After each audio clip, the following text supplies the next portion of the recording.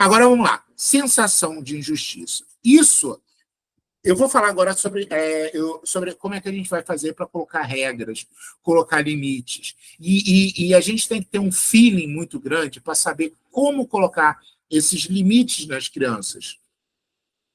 A gente tem que evitar que, na hora que a gente vai colocar o limite na criança, que a criança tenha a sensação de justiça. Como é que funciona essa questão da sensação de justiça? Então, eu vou dar um exemplo aqui, tá? A criança está lá mexendo no celular, você está tentando falar com ela, e ela está lá, não está ouvindo. Aí você tira o celular, de repente, dela. Ela, como assim? Para, que história é essa? Não sei o quê. Aí você, na verdade, está querendo educar a criança. Aí, e até entendo porque você tirou o celular. Mas, na verdade, o que você está criando não é um aprendizado. Porque, pensa bem, gente, educar, primeiro que educar não é fácil, tá? Mas qual é o nosso objetivo em educar? É mudar o comportamento da criança. É ensinar a criança alguma coisa. Isso é educar. Ensinar ela a viver no mundo, ensinar ela que ela está passando dos limites. Só que quando você faz isso, você puxa o telefone, por exemplo, da mão da criança de uma vez assim, de uma vez só, o que acontece na cabeça da criança é sofrer uma injustiça. Ela não vai aprender nada, muito pelo contrário, ela vai ficar com raiva de você. Então, veja bem, essa coisa de tirar o celular sem aviso, sem nada, tirar, isso só vai fazer ela ficar com raiva de você. Tá? Então, como é que a gente faz para eliminar essa sensação de injustiça? Eu vou mostrar. Né? Uma coisa e veja que a questão da sensação de injustiça gera ainda mais angústia nela. Até tem um slide aqui que fala sobre isso. Gente, colocar regras bem determinadas para a criança, colocar bem feitas as regras, faz as crianças ficarem mais tranquilas, mais calmas, mais seguras e mais felizes. Não ter regra dá às crianças uma sensação de insegurança, de intranquilidade e deixa a criança mais irritada. Vou dar um exemplo aqui, tá? Simples. Então, tem dias que você está dando lá um almoço ou jantar e você vê seus filhos mexendo no celular na mesa e não fala nada. Porque naquele dia você também não está afim de papo, você tá... enfim, qualquer coisa. Mas tem dia que você vai lá e proíbe eles de usarem o celular. Ou seja, não tem uma regra clara. Depende do seu humor. O que isso vai fazer? Isso vai fazer com que todos os almoços e jantares da sua casa sejam um campo de guerra. E, na verdade, seus filhos já vão tensos para a mesa, porque eles vão já pensar assim, estão lá mexendo no celular.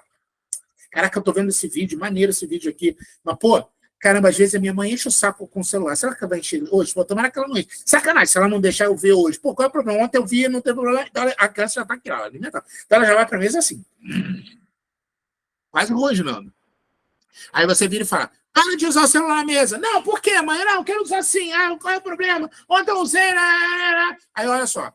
Você deixa a criança agitada pra mesa antes do almoço, do jantar, durante o almoço ou jantar e depois do almoço ou do jantar, que ela vai ficar com raiva e se sentir injustiçada.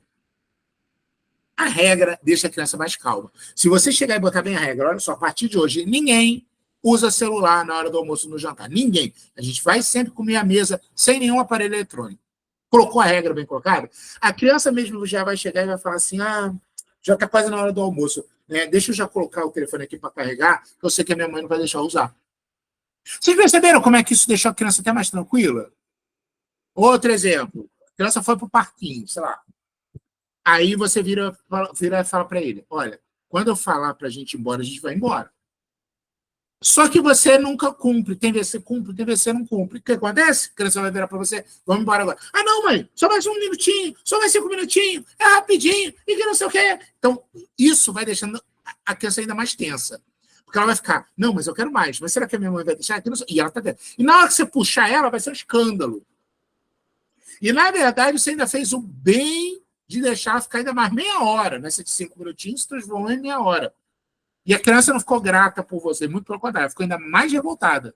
Por quê? Porque você colocou a regra mal feita. Então, olha só, quando eu falar a gente ir embora, eu vou contar no relógio 5 minutos, deu 5 minutos de eu ir embora. A criança, se você colocar essa regra bem feita, ela vai ficar mais tranquila.